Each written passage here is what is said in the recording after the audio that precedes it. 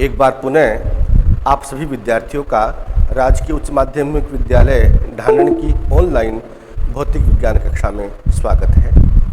विद्यार्थियों, हम लोग हमारे दूसरे अध्याय में आजकल गाउस के नियम के अनुप्रयोग पढ़ रहे हैं।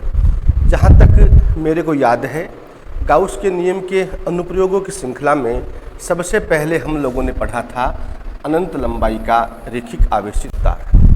उसके बाद हमने पढ़ा था अनंत आकार की अचालक परत। इसके बाद में पढ़ा था हम लोगों ने अनंत आकार की चालक पट्टिका। और चौथे अनुप्रयोग में हमने बात की थी समरूप आवेशित गोलीय कोष, जिसको हम बोलते हैं खोखला गोला। उसके बाद में हम लोगों ने एक महत्वपूर्ण टॉपिक पढ़ा था और उस महत्वपूर्ण टॉपिक में आपको यह समझाया गया था कि जब भी किसी चालक को आवेशित किया जाता है तो दिया गया संपूर्ण आवेश उसके अंदर नहीं रहकर बाह्य पृष्ठ पर वितरित हो जाता है। तो इसके पश्चात हमने निष्कर्ष निकाला था कि जो चालक गोला है वह भी सेम वैसा ही व्यवहार करता है जैसा कि गोलीय कोष, जैसा कि खोखला गोला। तो एक साथ हमारे दो आर्टिकल हो गए थे। अब हमारे गाउस के नियमों की अनुप्रयोगों की श्रृंखला में विद्यार्थियों आज हमारा यह आखिरी अनुप्रयोग है। नाम से स्पष्ट है, आप चेक कर लीजिए। समरूप आवेशित अचालक गोले के कारण विद्युत क्षेत्र की तीव्रता। हमारे पास में यह स्थिति है, कैपिटल आर त्रिज्या का यह एक अचालक गोला है। इस अचालक गोले को विद्यार्थियों Q आवेश द्वारा एक समान रूप से आवेशित करते हैं।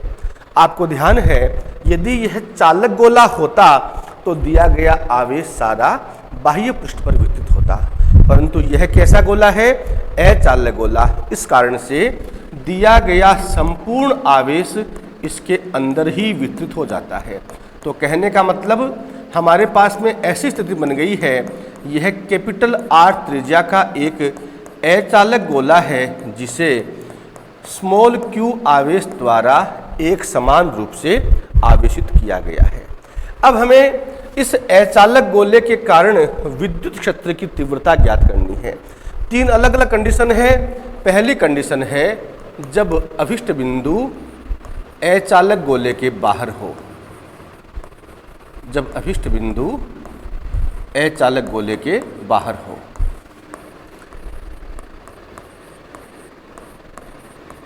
आप लोग ध्यान से समझना, यह कोई बिंदु मान लिया हमने, P बिंदु है जो अचालक गोले के बाहर है। अचालक गोले के केंद्र से हम लोगों ने इसकी दूरी मान ली है विद्यार्थियों स्मॉल r। तो कहने का आशय यह हो गया है, आप जिस बिंदु पर तीव्रता ज्ञात करना चाहते हैं उस बिंदु की स्थिति क्या हो गई? अचालक गोले के केंद्र से स्मॉल r दूरी पर बाहर स्थित किसी बिंदु पर हमें तीव्रता ज्ञात करनी है। आप लोग बच्चों गाउस के नियम के अनुप्रयोगों से काफ़ी हद तक परिचित हो चुके हैं। आप सबको ये जानकारी हो चुकी है कि यदि गाउस के नियम का प्रयोग करके हमें तीव्रता ज्ञात करनी है तो हमें गाउसीय पृष्ठ का निर्माण करना होगा। तो यहाँ पर इस बिंदु P पर तीव्रता ज्ञात करनी है तो हम लोग क्या करेंगे, इस अचालक गोले के केंद्र को केंद्र मानकर जितनी दूरी पर वह बिंदु है उतनी त्रिज्या का हम एक काल्पनिक गोलाकार गाउसीय पृष्ठ खींचते हैं। ये काल्पनिक गोलाकार गाउसीय पृष्ठ खींच लिया। पृष्ठ गोलीय होने से विद्यार्थियों एक महत्वपूर्ण बात क्या हो गई है, P बिंदु आप कहीं पर भी लीजिए, प्रत्येक अवस्था में बिंदु O से इसकी दूरी क्या होगी? समान होगी। कितनी होगी? Small r। इसका मतलब इस गाउसीय पृष्ठ जो आपने बनाया है वहां पर कहीं पर भी बिंदु P होता तो प्रत्येक अवस्था में दूरी समान होने से हम लोग कह सकते हैं कि विद्युत क्षेत्र की तीव्रता का परिमाण क्या रहता? समान रहता। परंतु विद्युत क्षेत्र कैसी राशि है? सदिश राशि है। इसका मतलब यह हो गया, हमें केवल परिमाण से ही काम नहीं चलाना पड़ेगा, हमें इसकी दिशा का भी उल्लेख करना पड़ेगा। दिशा के बारे में भी आप सब लोग अच्छी तरह से जान चुके हैं जहाँ कहीं भी तीव्रता की दिशा की बात आती है, आप लोग यह जानते हैं अभिष्ट बिंदु को मिलाने वाली रेखा के अनुदिश। तो बिंदु P पर विद्युत क्षेत्र की तीव्रता की दिशा हो गई ये वाली। इसको गणित की भाषा में आप बोल सकते हैं रेडियल, त्रिज्यीय विद्युत क्षेत्र की दिशा हो गई है त्रिज्यीय, या आप लोग ये जटिल शब्द लगता है तो आप कह सकते हैं विद्युत क्षेत्र की तीव्रता की दिशा अभिष्ट बिंदु को मिलाने वाली रेखा के अनुदिश है। अब चूंकि गाउस के नियम की जब हम बात करते हैं, हमें क्षेत्रफल अल्पांश भी लेना पड़ता है। इस बिंदु P पर हम लोग क्षेत्रफल अल्पांश की बात करते हैं, यह हो गया है क्षेत्रफल अल्पांश ds। इसकी दिशा का उल्लेख करना जरूरी है, आपको बार बार बताई जा चुकी है बात। जैसे यहाँ से आप कोई टुकड़ा खींचते, अल्पांश लेते, खींचने के लिए आपका हाथ जिस दिशा में जाता है वही विद्युत उसकी क्षेत्रफल अल्पांश की दिशा होती है। तो यहाँ पर इस बिंदु P पर क्षेत्रफल अल्पांश की बात करेंगे तो हमारा हाथ इस दिशा में जाएगा। इसका मतलब यहाँ पर जो क्षेत्रफल अल्पांश वेक्टर ds है उसकी डायरेक्शन क्या हो गई है, वेक्टर E की दिशा के अनुदिश हो गई है। अब आप लोग नोट्स कैसे उतारेंगे? बाहर वाली कंडीशन में बच्चों हमारा रिजल्ट वही आना है जो हमारा खोखले गोले के लिए आया था, जो हमारा चालक गोले के लिए आया था। तो आप लोगों को इस नोट्स की जरूरत नहीं है, आपको सेम वही उतार लेना, केवल समझ लीजिए, सुन लीजिए मेरी बात। तो आप लोग यहाँ पर जब नोट करेंगे कॉपी में, क्या नोट करेंगे? कैपिटल R त्रिज्या का एक अचालक गोला जिसे एक समान रूप से Q आवेश द्वारा आवेशित किया गया है। अचालक होने से दिया गया संपूर्ण आवेश इसके अंदर ही वितरित हो जाता है। इस अचालक गोले के बाहर इसके केंद्र से स्मॉल r दूरी पर स्थित किसी बिंदु P पर विद्युत क्षेत्र की तीव्रता ज्ञात करने के लिए चित्र की भांति स्मॉल r त्रिज्या वाले काल्पनिक गोलाकार गाउसीय पृष्ठ का निर्माण करते हैं। गाउसीय पृष्ठ गोलीय होने से विद्युत क्षेत्र की तीव्रता का परिमाण तो समान रहेगा, परंतु इसकी दिशा चित्र की भांति त्रिज्यीय होती है। फिर साथ में लिखेंगे क्षेत्रफल अल्पांश वेक्टर ds की दिशा भी चित्र से स्पष्ट है कि वेक्टर E की दिशा के अनुदिश ही है। कहने का मतलब वेक्टर E और वेक्टर ds दोनों एक ही दिशा में हो गए, दोनों एक दूसरे के अनुदिश हो गए हैं। अब हमारा मकसद है इस तीव्रता का मान ज्ञात करें। तो आप लोगों को पता है मान ज्ञात करने का एक तरीका है विद्युत फ्लक्स की परिभाषा का उपयोग करना पड़ेगा, गाउस के नियम का प्रयोग करना पड़ेगा। तो हम लोग एक साथ लिख देते हैं विद्युत फ्लक्स की परिभाषा एवं गाउस के नियम से। विद्युत फ्लक्स की परिभाषा कहती है हमें वेक्टर E डॉट ds। किसका मान है ये? विद्युत फ्लक्स का। और गाउस के नियम से फाई बराबर होता है समेशन Q बट्टे एप्सिलॉन नॉट। समीकरण नंबर हमारी 1 बन गई है। समीकरण 1 के बाएं पक्ष को खोलेंगे तो यह आएगा बच्चों वेक्टर A डॉट B का रिजल्ट आपको मैं बार बार बता चुका हूं, आप सबको याद भी है A डॉट B बराबर AB कोस थीटा। तो यहाँ पर क्या आ जाएगा? E ds cos theta. Theta की जगह क्या आ जाएगा भाई? कोस 0। क्यों आ जाएगा? क्योंकि वेक्टर E और वेक्टर ds एक ही दिशा में है। तो यहाँ पर आ गया ये कोस 0 बराबर समेशन Q। समेशन Q का मतलब पृष्ठ से परिबद्ध आवेशों का योग, परंतु इस पृष्ठ को किस आवेश द्वारा आवेशित किया गया है? Q आवेश द्वारा। तो यहाँ पर आ गया समेशन Q की जगह Q बट्टे एप्सिलॉन 0 या एप्सिलॉन नोट, जिसको हम क्या बोलते हैं? निर्वात की विद्युतशीलता। अब यहाँ पर कोस 0 का मान 1, और आपने एक बात लिखी है, पढ़ी है, समझी है कि पृष्ठ गोलीय होने से तीव्रता का परिमाण समान रहता है। इसका मतलब बच्चों तीव्रता कैसी राशि हो गई? अपने आप में कांस्टेंट राशि होगी। कांस्टेंट होने से आप इसको समाकलन से बाहर ले लेंगे। ये आ गया E बाहर आ गया, अंदर रह गया 1ds बराबर Q बट्टे एप्सिलॉन नोट। अब इसके आगे हम सोल्व करेंगे तो हमारे पास में आ जाएगा E तो पहले से ही 1ds का मतलब S का मतलब सरफेस एरिया। किसका सरफेस एरिया? जो हमने तीव्रता ज्ञात करने के लिए गाउस से पृष्ठ निर्मित किया है। हम लोगों ने जो गाउस से पृष्ठ निर्मित किया है बच्चों, वो ये वाला है जिसकी त्रिज्या कितनी है, स्मॉल आर, यानी हमने स्मॉल आर त्रिज्या वाला गोला खींचा है। तो उसका सरफेस क्या हो गया, गोले का पृष्ठीय क्षेत्रफल होता है 4 पाई आर स्क्वायर। तो आपने जो गोला खींचा है उसकी त्रिज्या है स्मॉल आर, तो ये हो गया ई गुणा 4 pi r square is equal to q बट्टे एप्सिलॉन नोट। इससे आ गया है और ई बराबर क्यू बट्टे 4 pi epsilon 0 1 upon r square. इसको विद्यार्थियों यदि हम लोग वेक्टर फॉर्म में लिखते हैं तो यह बन जाएगा और vector E is equal to q बट्टे 4 पाई एप्सिलॉन नोट 1 बट्टे आर स्क्वायर आर के। ये विद्यार्थियों हमारा समरूप आवेशित अचालक गोले के बाहर स्थित किसी बिंदु पर तीव्रता का मान आ गया है। इसको आपने समीकरण नंबर 2 दे दी है। ध्यान रखना ये किस स्थिति में है, बाहर स्थित किसी बिंदु पर। अब इसके बाद में दूसरी स्थिति लेते हैं। ये आप लोगों को बात बताई हुई है, समझाई हुई है, तो नोट्स उतारने में आपको बिल्कुल भी परेशानी नहीं होगी। दूसरी कंडीशन है जब अभिष्ट बिंदु सतह पर हो, अभिष्ट बिंदु सतह पर हो।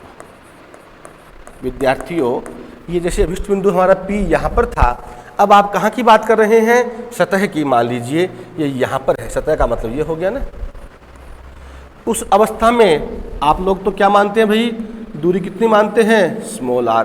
तो स्मॉल आर किसके बराबर हो गया उस कंडीशन में, कैपिटल आर के बराबर। तो आप लोगों को कोई चिंता नहीं करनी है, सीधा लिखना है जब अभिष्ट बिंदु सतह पर होता है तो इस अवस्था में स्मॉल आर बराबर कैपिटल आर। तो स्मॉल आर बराबर कैपिटल आर का प्रयोग कहाँ कर देंगे, समीकरण नंबर 2 में। तो वैल्यू क्या आ जाएगी, वेक्टर ई। लेकिन ध्यान रखना अब इस वेक्टर ई को हम अलग से क्लासिफाइड कर देंगे।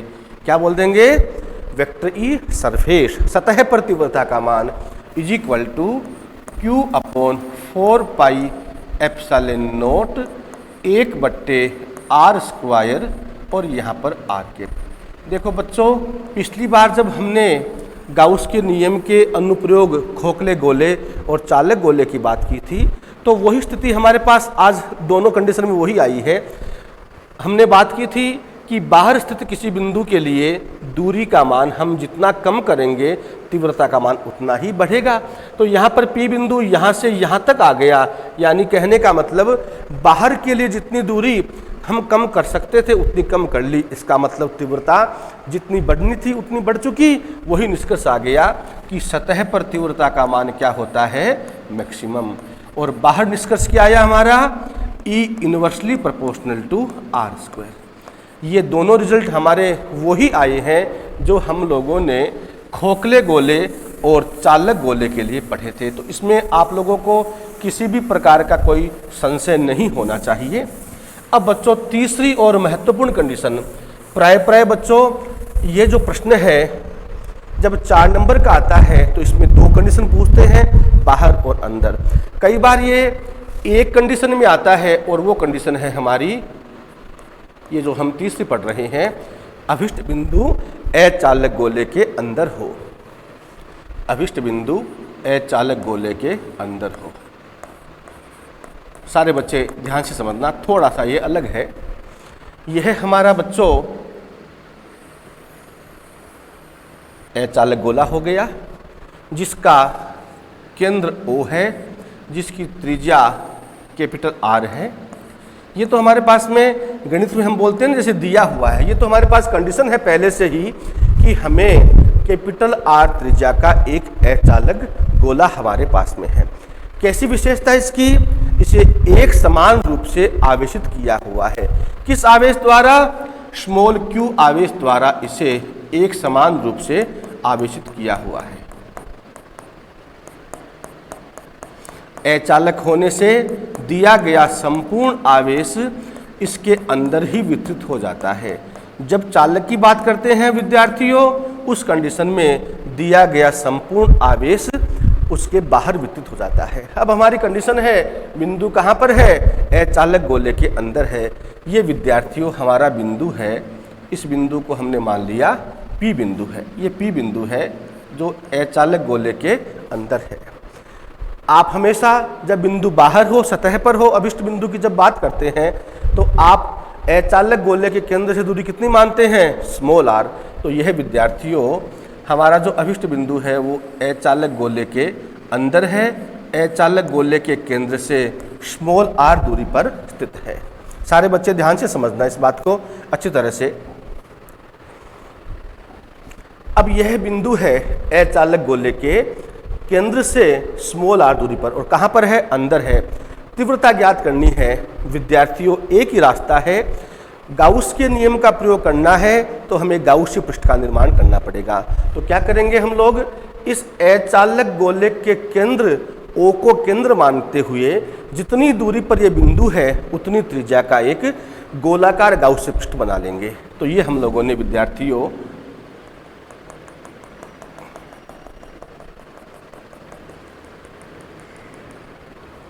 स्मॉल r त्रिज्या का एक काल्पनिक गोलाकार गाउसीय पृष्ठ खींच लिया। अब विद्यार्थियों बात स्पष्ट है, पृष्ठ गोलीय होने का मतलब तीव्रता का परिमाण तो समान है और दिशा हमेशा की भांति आप लोग क्या बोलते हैं? त्रिज्यीय दिशा है, या बोलते हैं अभिष्ट बिंदु को मिलाने वाली रेखा के अनुदिश। तो ये डायरेक्शन हो गई है अभिष्ट बिंदु को मिलाने वाली रेखा के अनुदिश, वेक्टर ई। अब आप लोगों को लेना है विद्यार्थियों क्षेत्रफल अल्पांश। क्षेत्रफल अल्पांश कहाँ पर लेते हैं? जहाँ हमारा अभिष्ट बिंदु है, यह हमारा क्षेत्रफल अल्पांश हो गया। इसको हमने मान लिया वेक्टर ds। यहाँ हम लोग कोई अल्पांश बाहर खींचेंगे तो हमारा हाथ इस दिशा में जाएगा। तो कहने का आशय हो गया है वेक्टर ds की दिशा वेक्टर ई की दिशा के अनुदिश है। समझ में आ रही बात? अब विद्यार्थियों यहाँ पर थोड़ी सी जटिलता यह है, इस अचालक गोले संपूर्ण को, कैपिटल R त्रिज्या वाले की बात कर रहा हूं मैं, इसको हमने Q आवेश द्वारा आवेशित किया था। अब हमें तीव्रता ज्ञात करने के लिए इसके भीतर एक गोलाकार गाउसीय पृष्ठ का निर्माण करना पड़ा है। हमारे थोड़ी सी दिक्कत यह आ गई कि इस गाउसीय पृष्ठ के भीतर जो हम अचालक गोले के भीतर जो हमने गाउसीय पृष्ठ बनाया है, जो स्मॉल r त्रिज्या का गोला बनाया है, अब हम लोग इस बात को स्पष्ट रूप से बताने की स्थिति में नहीं है कि यहाँ पर जो Q आवेश से आपने आवेशित किया था उसका कितना भाग इस गाउसीय पृष्ठ से परिबद्ध है। आधा है, चौथाई है, आठवां भाग है, कुछ नहीं कह सकते। तो ऐसी कंडीशन में हम लोग मान लेंगे कि हमने जो गाउसीय पृष्ठ माना है उससे परिबद्ध आवेश कितना है, Q डैश मान लेते हैं। अब इसको आप मेरे साथ नोट करते जाइए, समझते जाइए। आप लोग ध्यान देना, आप बोलेंगे चित्र की भांति अचालक गोले के भीतर इसके केंद्र से स्मॉल r दूरी पर स्थित किसी बिंदु P पर तीव्रता ज्ञात करने के लिए स्मॉल r त्रिज्या के काल्पनिक गोलाकार गाउसीय पृष्ठ का निर्माण करते हैं। गाउसीय पृष्ठ गोलीय होने से तीव्रता का परिमाण तो समान रहता है, परंतु इसकी दिशा चित्र की भांति अभिष्ट बिंदु को मिलाने वाली रेखा के अनुदिश है। साथ ही क्षेत्रफल अल्पांश वेक्टर ds की दिशा भी वेक्टर ई की दिशा के अनुदिश ही है। अब आप लोग यहाँ पर ये लाइन लिखेंगे, माना गाउसीय पृष्ठ से परिबद्ध आवेश Q डैश है। माना गाउसीय पृष्ठ से परिबद्ध आवेश Q डैश है। अब आप लोग विद्युत फ्लक्स की परिभाषा और गाउस के नियम में आ जाइए।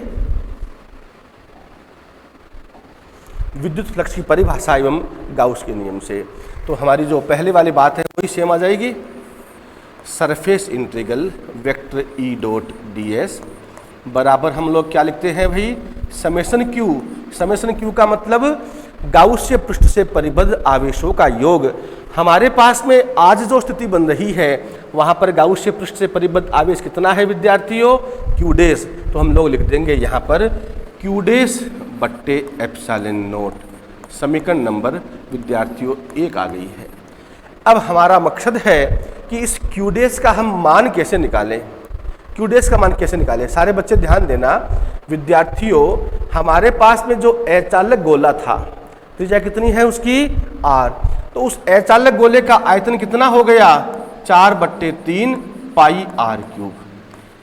इस 4/3 पाई r क्यूब आयतन वाले गोले को Q आवेश द्वारा एक समान रूप से आवेशित किया था। हम लोगों ने 7वीं 8वीं में जो गणित में एक एक नियम सीख रखा है उसका हम प्रयोग करते हैं। हम क्या बोलेंगे, 4/3 पाई आर क्यूब आयतन से परिबद्ध आवेश, आयतन से परिबद्ध आवेश इज इक्वल टू कितना है भाई, स्मॉल क्यू। इसलिए एकांक आयतन से परिबद्ध आवेश बराबर Q/4/3 पाई आर क्यूब। लेकिन हमारे पास में जो स्थिति है, हमें किससे परिबद्ध आवेश की वैल्यू निकालनी है, गाउसीय पृष्ठ से परिबद्ध। गाउसीय पृष्ठ कौन सा है, जो हमने बनाया है। हमने जो गाउसीय पृष्ठ बनाया वो कैसा है, गोलीय।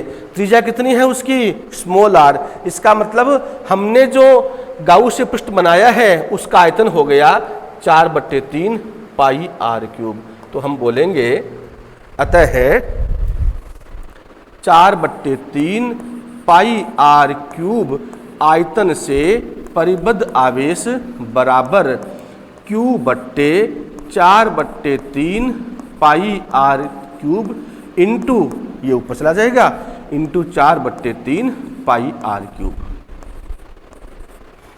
हम लोग चाह रहे हैं 4/3 पाई आर क्यूब से परिबद्ध आवेश। इसको माना कितना है हमने, क्यू डेस। अब यानी इसको हम जब सोल्व करेंगे जो मान आएगा वो किसका मान आ जाएगा, क्यू डेस का। देख लीजिए जो राशि कटती है उसको काट दीजिए। 4/3 से 4/3 कट गया, पाई से पाई कैंसिल हो गया। इसका मतलब विद्यार्थियों हमारे पास में स्थिति आ गई है,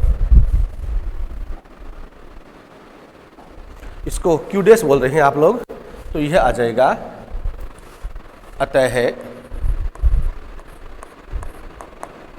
कि किसका मान आ गया है, क्यू डेस का। अतः है क्यू डेस बराबर, बोलो कितना लिखना है, ये वाला मान आ जाएगा।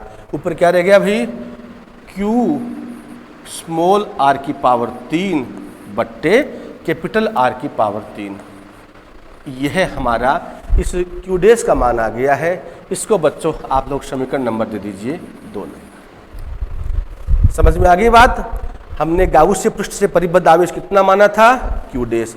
उस क्यू डेस की गणना के लिए हमने क्या किया, एक एक नियम का सहारा लिया और उस एक एक नियम से हमने क्यू डेस का मान निकाल लिया। अब इस क्यू डेस का प्रयोग कर देते हैं कहाँ पर, समीकरण 1 में। नोट कीजिए विद्यार्थियों, समीकरण 2 का प्रयोग समीकरण 1 में करने पर, समीकरण 2 का प्रयोग समीकरण 1 में करने पर,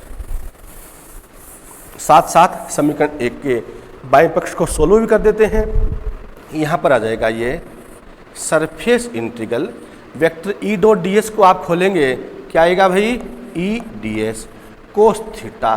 थीटा का मतलब कोण, किस किस के बीच का, वेक्टर ई और वेक्टर डी एस के बीच का। कितना कोण है, दोनों एक ही दिशा में है, 0 डिग्री।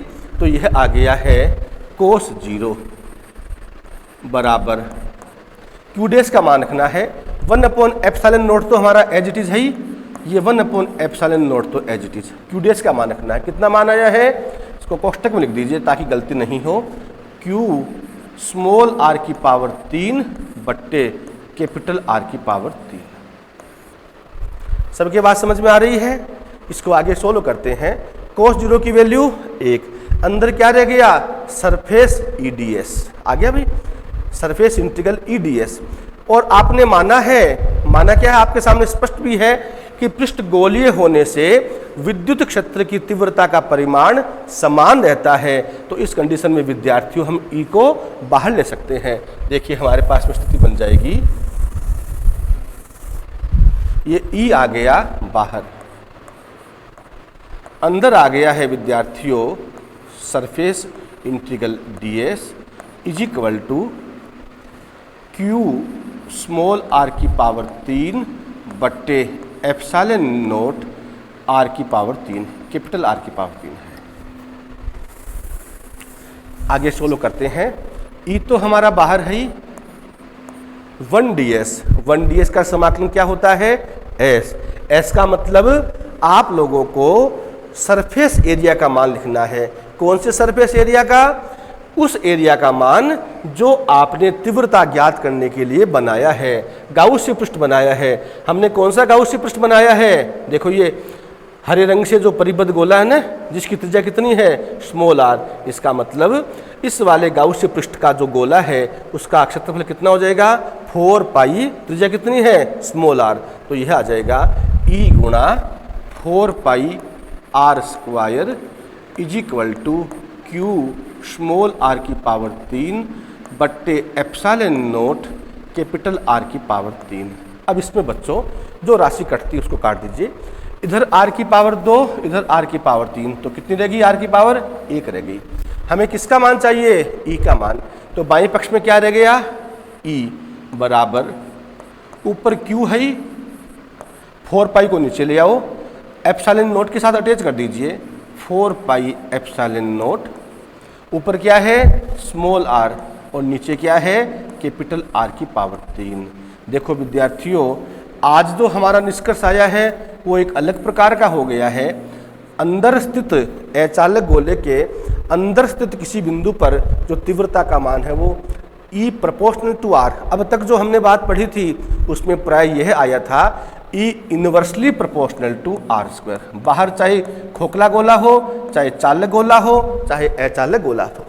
सतह की बात जब की थी अधिकतम आया था, और अंदर की बात की थी खोखले गोले और चालक गोले के लिए तो बच्चों E बराबर क्या था, 0, और अचालक गोले के लिए क्या आ गया, E प्रोपोर्शनल टू R। इसका मतलब समरूप आवेशित अचालक गोले के अंदर जो बिंदु है उस बिंदु की केंद्र से दूरी जितनी बढ़ेगी तीव्रता का मान उतना ही बढ़ेगा। और आपको ध्यान ही है, बढ़ती बढ़ती जब ये बिंदु यहाँ पर पहुँच जाएगा तो तीव्रता का मान अधिकतम हो जाएगा। तो अंदर स्थित बिंदु पर E proportional to R, vector form में लिखो, इधर वेक्टर लगा देना और यहाँ पर आ जाएगा R कैप। तो हमारे पास में बच्चों निष्कर्ष आ गया है, अचालक गोले के बाहर यानी E out inversely proportional to R square, E surface is equal to maximum और E inside proportional to R। अब इन तीनों निष्कर्षों के आधार पर हम लोग समरूप आवेशित अचालक गोले के कारण विद्युत क्षेत्र की तीव्रता का दूरी के साथ में हम ग्राफ खींच सकते हैं। विद्युत क्षेत्र की तीव्रता का दूरी के साथ ग्राफ खींच सकते हैं। ये तीनों निष्कर्ष हैं। आपको ग्राफ कभी रटना नहीं है, और वैसे भी आपको ध्यान है फिजिक्स और गणित कभी रटी नहीं जाती है, इनको समझकर करना पड़ता है। यदि आप समझ चुके हैं, एक स्टेप शुरू करने के बाद में आगे वाले स्टेप स्वतः ही चलना शुरू कर देते हैं। ध्यान देना, यह हमारा बच्चों अचालक गोला है। देखो आपको रटना नहीं है ग्राफ, ये अचालक गोला है जिसका केंद्र O है, जिसकी त्रिज्या R है, जिसको आप लोगों ने स्मॉल q आवेश द्वारा एक समान रूप से आवेशित कर रखा है। हम चाहते हैं तीव्रता का दूरी के साथ में आलेख।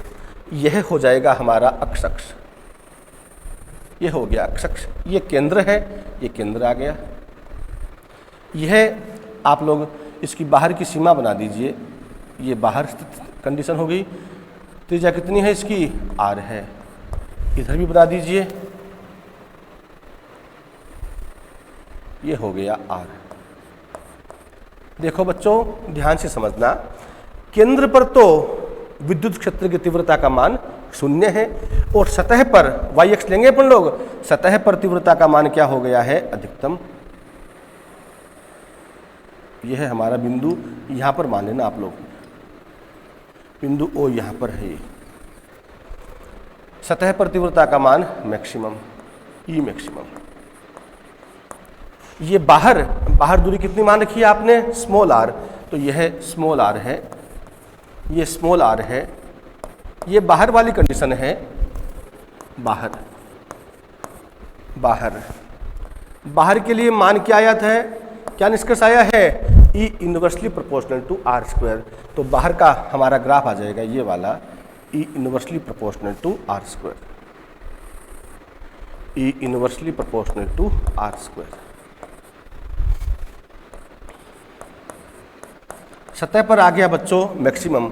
अब बात करते हैं अंदर क्या कंडीशन है, E inside proportional to R, यानी E का मान R के समानुपाती है।